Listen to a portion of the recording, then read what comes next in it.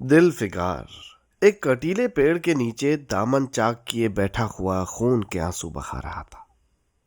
वो सौंदर्य की देवी यानी मल्लिका दिल फरेब का सच्चा और जान देने वाला प्रेमी था।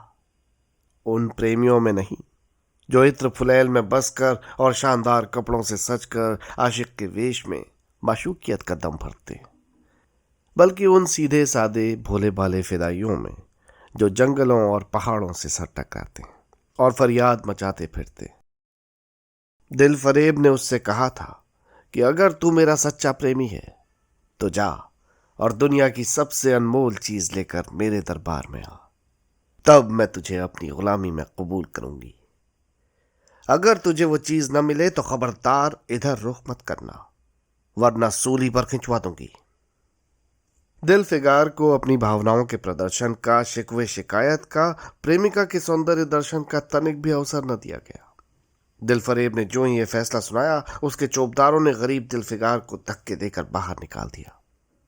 और आज 3 दिन से यह आफत का मारा आदमी उसी कंटीले पेड़ के नीचे, उसी भयानक मैदान में बैठा हुआ सोच रहा है कि क्या करूं। उफ, दुनिया की सबसे अनमोल चीज मुझको मिलेगी, नामुमकिन। और वो है क्या? कानून का खजाना, आबे हयात, खुसरो का ताज, जामे जम, तख्ते ताऊस, परवेज की दौलत। नहीं, ये चीजें हरगिज नहीं। दुनिया में जरूर इससे महंगी, इससे भी अनमोल चीजें मौजूद हैं, मगर वो क्या है, कहां है, कैसे मिलेगी? या खुदा, मेरी मुश्किल क्यों कर आसान होगी। दिल फिगार इन्हीं ख्यालों में चक्कर खा रहा था और अक्ल कुछ काम नहीं करती थी। मुनीर शामी को हातिम सा मददगार मिल गया। काश कोई मेरा भी मददगार हो जाता। काश मुझे भी उस चीज का जो दुनिया में सबसे बेशकीमती है नाम बतला दिया जाता। भला से वो चीजें हाथ ना आती, मगर इतना तो मालूम हो जाता कि वो किस किस्म की चीज है। मैं खड़े बराबर मोती की खोज में जा सकता हूं। मैं समुद्र का गीत, पत्थर का दिल, मौत की आवाज और इससे भी ज्यादा बेनिशान चीजों की तलाश में कमर कर सकता हूं, मगर दुनिया की सबसे अनमोल चीज, ये मेरी कल्पना की उड़ान से बहुत ऊपर है। आसमान पर तारे निकल आए थे। दिल फिगार यकायक खुदा का नाम लेकर उठा और एक तरफ को चल खड़ा हुआ। भूखा प्यासा, नंगे बदन, थकन से चूर, वो बरसों, वीरानों और आबादियों की खाक छानता फिरा। तलवे कांटों से छलनी हो गए, शरीर में हड्डियां ही हड्डियां दिखाई देने लगी, मगर वो चीज जो दुनिया की सबसे बेशकीमती चीज थी नहीं मिली, और नहीं उसका कोई निशान मिला। एक रोज दिल फिगार भूलता भटकता एक मैदान में जा निकला जहां हजारों आदमी गोल बांधे खड़े थे। बीच में कई अमामे और चोगे वाले दड़ियल, काजी, अफसरी शान से बैठे हुए आपस में कुछ सलाह मशवरा कर रहे थे। और इस जमात से जरा सा दूर पर एक सूली खड़ी थी। दिल फिगार कुछ तो कमजोरी से और कुछ यहां की कैफियत देखने के इरादे से ठिठक गया। क्या देखता है कि कई लोग नंगी तलवारें लिए एक कैदी को, जिसके हाथ पैर में जंजीरें थी, पकड़े चले आ रहे हैं।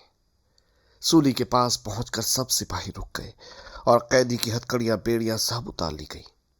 ऐसा भागे आदमी का दामन सैकड़ों बेगुनाहों के खून के छींटों से रंगीन था, और उसका दिल नेकी के ख्याल और रहम की आवाज से जरा भी परिचित न था।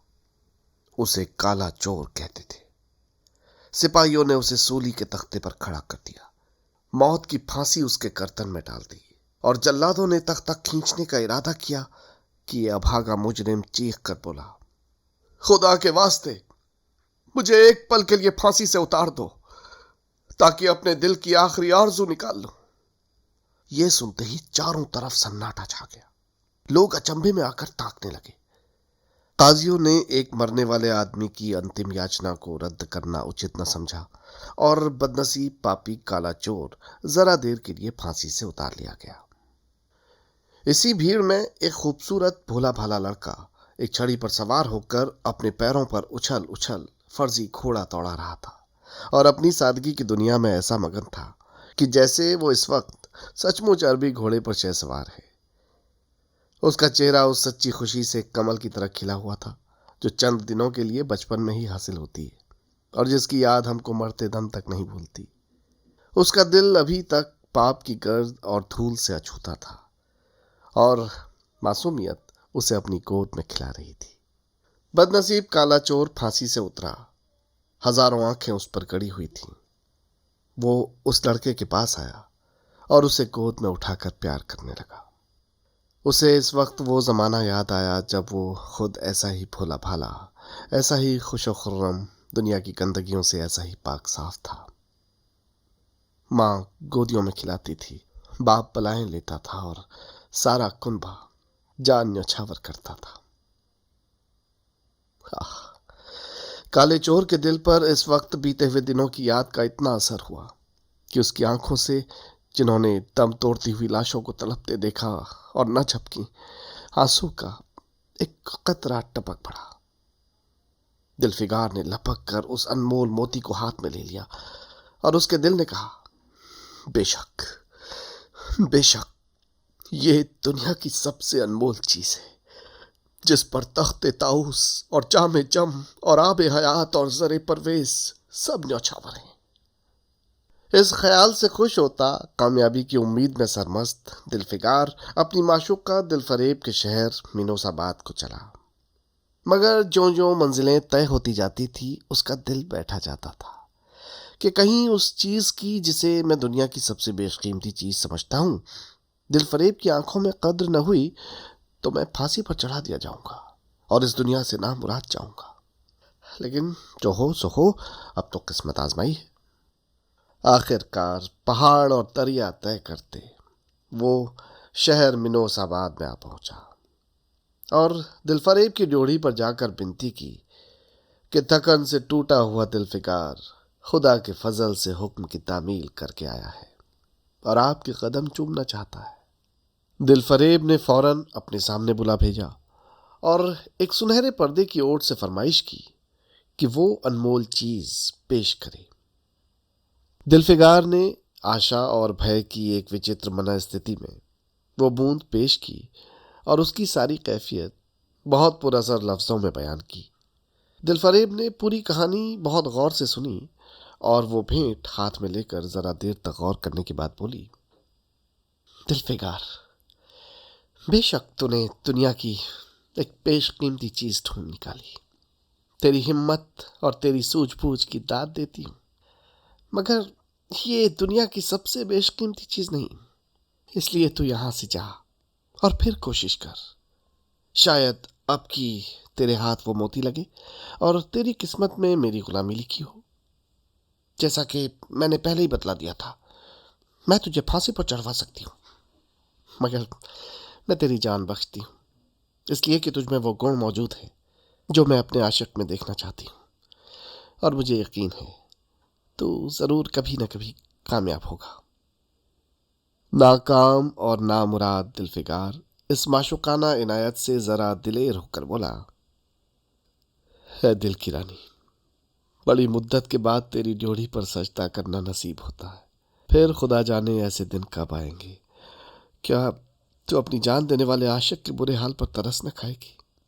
और क्या तू अपने रूप की एक झलक दिखाकर इस चलते हुए दिलफिकार को आने वाली सख्तियों को झेलने की ताकत न देगी?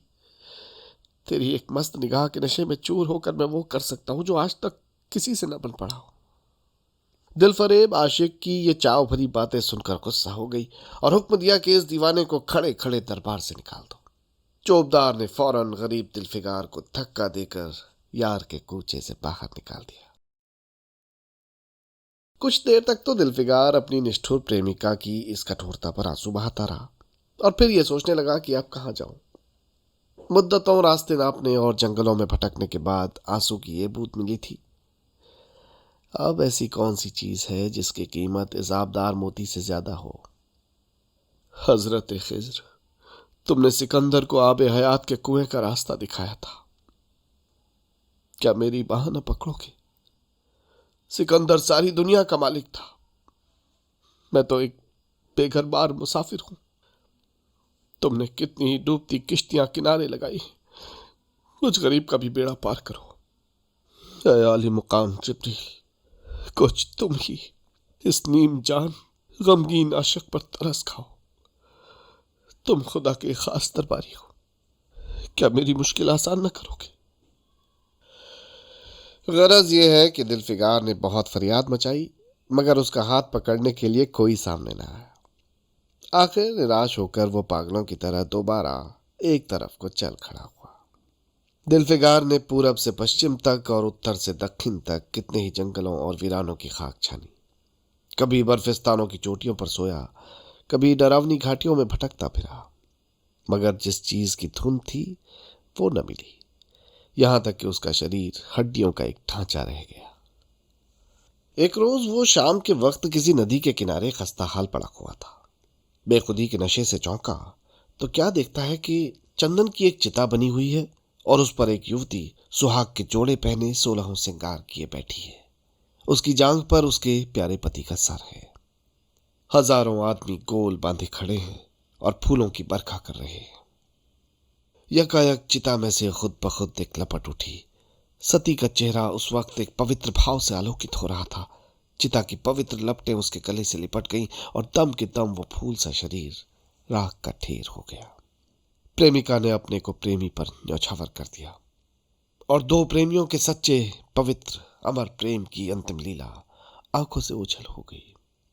जब सब लोग अपने घरों को लौटे तो दिलफिगार चुपके से उठा और अपने चाक दामन कुर्ते में ये राख का ढेर समेट लिया और इस मुट्ठी भर राख को दुनिया की सबसे अनमोल चीज समझता हुआ सफलता के नशे में चूर यार के कूचे की तरफ चला। अब की जो जो वो मंजिल के करीब आता था, उसकी हिम्मत बढ़ती जाती थी। कोई उसके दिल में बैठा हुआ कह रहा था, अब की तेरी जीत है।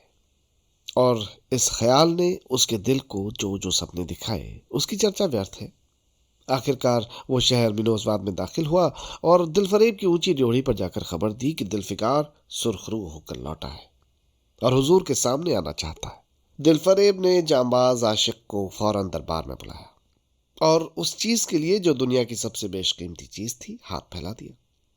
दिलफिकार ने हिम्मत करके उसकी चांदी जैसी कलाई को चूम लिया और मुट्ठी भर राख को उसकी हथेली में रखकर सारी कैफियत दिल को पिघला देने वाले लफ्जों में कह सुनाई और अपनी सुंदर प्रेमिका के होठों से अपनी किस्मत का मुबारक फैसला सुनने के लिए इंतजार करने लगा। दिलफरेब ने उस मुट्ठी भर राख को आंखों से लगा लिया और कुछ देर तक विचारों के सागर में डूबे रहने के बाद बोली, है चांद न्यौछावर कर देने वाले आशिक दिलफिकार, बेशक ये राख जो तू लाया है, जिसमें लोहे को सोना कर देने की सिफत है, दुनिया की बहुत बेशकीमती चीज है और मैं सच्चे दिल से तेरी एहसानमंद हूं कि तूने ऐसी अनमोल भेंट मुझे दी। मगर दुनिया में इससे भी ज्यादा अनमोल कोई चीज है। जा उसे तलाश कर और तब मेरे पास आ। मैं तहे दिल से दुआ करती हूं कि खुदा तुझे कामयाब करे। ये कहकर वो सुनहरे पर्दे से बाहर आई और माशुकाना अदा से अपने रूप का जलवा दिखाकर फिर नजरों से ओझल हो गई। एक बिजली सी कौंधी और फिर बादलों के पर्दे में छिप गई। अभी दिलफिगार के होशो हवास ठिकाने पर न आने पाए थे कि चौबदार ने उसका हाथ पकड़कर यार के कूचे से उसको निकाल दिया और फिर तीसरी बार वो प्रेम का पुजारी निराशा के अथाह समंदर में गोता खाने लगा। दिलफिगार का हियाब छूट गया। उसे यकीन हो चला कि मैं दुनिया में इसी तरह नाशाद और नामुराद मर जाने के लिए पैदा किया गया था और अब इसके सिवा कोई चारा नहीं कि किसी पहाड़ पर चढ़कर कूद पड़ूं ताकि माशूक के जुल्मों की फरियाद करने के लिए एक हड्डी भी बाकी न रहे। वो दीवाने की तरह उठा और गिरता पड़ता एक गगनचुंबी पहाड़ की चोटी पर जा पहुंचा। किसी और समय वो ऐसे ऊंचे पहाड़ पर चढ़ने का साहस भी न कर सकता, मगर इस वक्त चांद देने के जोश में उसे वो पहाड़ एक मामूली टेकरी से ज्यादा ऊंचा नजर न आया। करीब था कि वो नीचे कूद पड़े कि हरे हरे कपड़े पहने हुए और हरा अमामा बांधे एक बुजुर्ग हाथ में तस्बीह और दूसरे हाथ में लाठी लिए हुए बरामद हुए और हिम्मत बढ़ाने वाले स्वर में बोले, दिलफिकार, नादान दिलफिकार, यह क्या बुज़दिलों की सी हरकत है। तू मोहब्बत का दावा करता है और तुझे इतनी भी खबर नहीं कि मजबूत इरादा मोहब्बत के रास्ते की पहली मंजिल है। मर्द बन, हिम्मत न हार। देख, पूरब की तरफ एक देश है जिसका नाम हिंदुस्तान है। वहां जा, तेरी आरज़ू पूरी होगी। ये कहकर हजरत खिज्र गायब हो गए। दिलफिकार ने शुक्रिया की नमाज अदा की और ताज़ा हौसले, ताज़ा जोश और रूहानी मदद का सहारा पाकर खुश खुश पहाड़ से उतरा और हिंदुस्तान की तरफ चल पड़ा। मुद्दतों तक कांटों से भरे हुए जंगलों, आग बरसाने वाले रेगिस्तानों, कठिन घाटियों और अलंग पर्वतों को तय करने के बाद दिलफिकार हिंद की पाक सरजमीन में दाखिल हुआ और एक ठंडे पानी के सोते में सफर की तकलीफें धोकर थकान के मारे नदी के किनारे लेट गया। शाम होते होते वो एक चटियल मैदान में पहुंचा जहां बेशुमार अधमरी और बेजान लाशें बिना कफन के पड़ी हुई थी। चील, कौवे और वहशी दरिंदे भरे पड़े थे और सारा मैदान खून से लाल हो रहा था। यह डरावना दृश्य देखते ही दिलफिकार का जी दहल गया। या खुदा, किस मुसीबत में जान फंसी। मरने वालों का कराहना, सिसकना और एड़ियां रगड़ कर जान देना, दरिंदों का हड्डियों को नोचना और गोश्त के लोथड़ों को लेकर भागना, ऐसा हौलनाक मंजर दिलफिकार ने कभी न देखा था। यकायक उसे ख्याल आया, ये लड़ाई का मैदान है और ये लाशें सूरमा सिपाहियों की हैं। इतने में करीब से कराहने की आवाज आई। दिलफिकार उस तरफ फिरा तो देखा एक लंबा तड़ंगा आदमी जिसका मर्दाना चेहरा जान निकलने की कमजोरी से पीला हो गया है, जमीन पर सर झुकाए पड़ा हुआ है। सीने से खून का फव्वारा जारी है, मगर आबदार तलवार की मूठ पंजे से अलग नहीं हुई।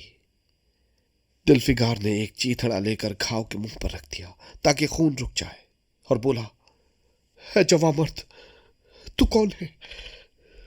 कौन है तू? जवां मर्द ने यह सुनकर आंखें खोली और वीरों की तरह बोला,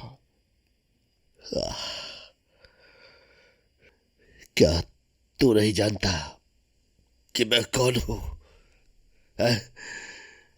क्या तूने आज इस तलवार की काट नहीं देखी? मैं अपनी मां का बेटा और भारत का सपूत हूं। ये कहते कहते उसकी त्योरियों पर पल पड़ गए। पीला गुस्सा चेहरे से लाल हो गया और आबदार शमशीर फिर अपना जौहर दिखाने के लिए चमक उठी। दिलफिकार समझ गया कि ये इस वक्त मुझे अपना दुश्मन समझ रहा है। नरमी से बोला, नहीं है जवां मर्द, मैं तेरा दुश्मन नहीं हूं। मैं तो अपने वतन से निकला हुआ एक गरीब मुसाफिर हूं। मैं इधर भूलता भटकता आ निकला। बराए मेहरबानी मुझे यहां की कुल कैफियत बयान कर। यह सुनते ही घायल सिपाही बहुत मीठे स्वर में बोला,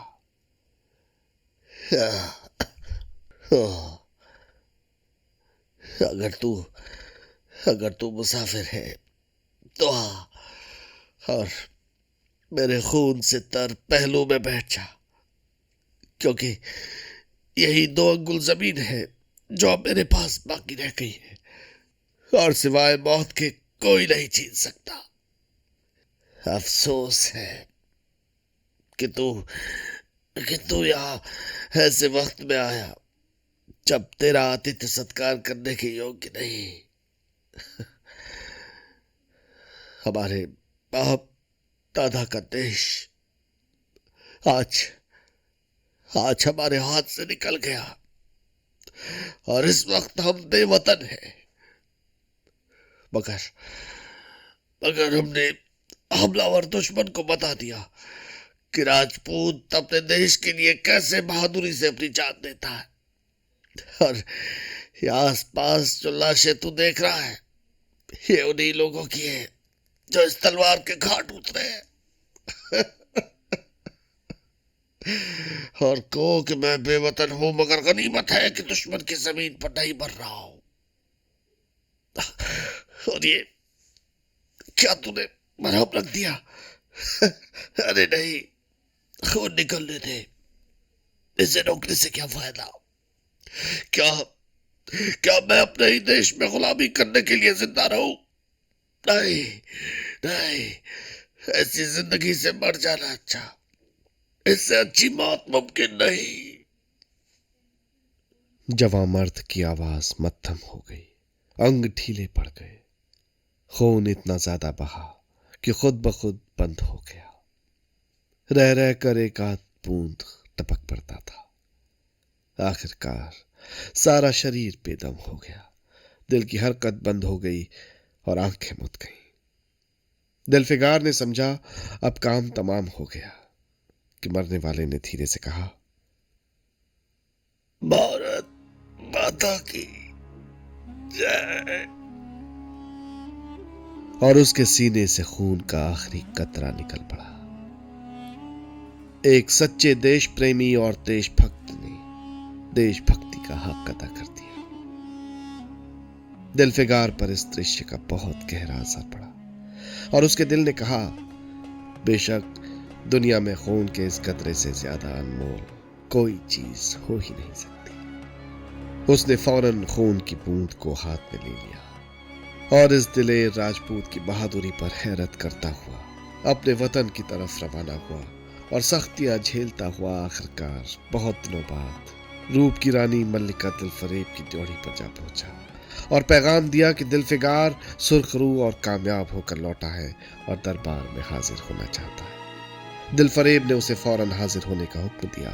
सुनहरे पर्दे की ओट में बैठी और बोली, दिलफिगार, अब की तू बहुत दिनों के बाद आया है। ला, दुनिया की सबसे बेशकीमती चीज कहाँ है? दिलफिगार ने मेहंदी रची हथेलियों को चूमते हुए खून का कतरा उस पर रख दिया और उसकी पूरी कैफियत पुरजोश लहजे में कह सुनाई।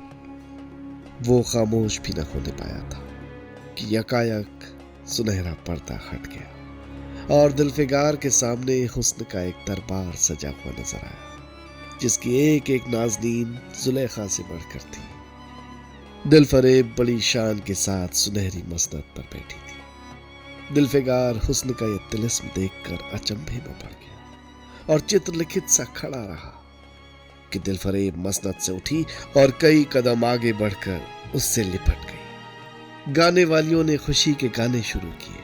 दरबारियों ने दिलफिगार को नजरें भेंट की और चांद सूरज को बड़ी इज्जत के साथ मसनद पर बिठा दिया। जब ये लुभावना गीत बंद हुआ तो दिलफरेब खड़ी हो गई और हाथ जोड़कर दिलफिगार से बोली, ऐ जानिसार आशिक दिलफिगार, मेरी दुआएं पर आई और खुदा ने मेरी सुन ली और तुझे कामयाब और सुरखरू किया।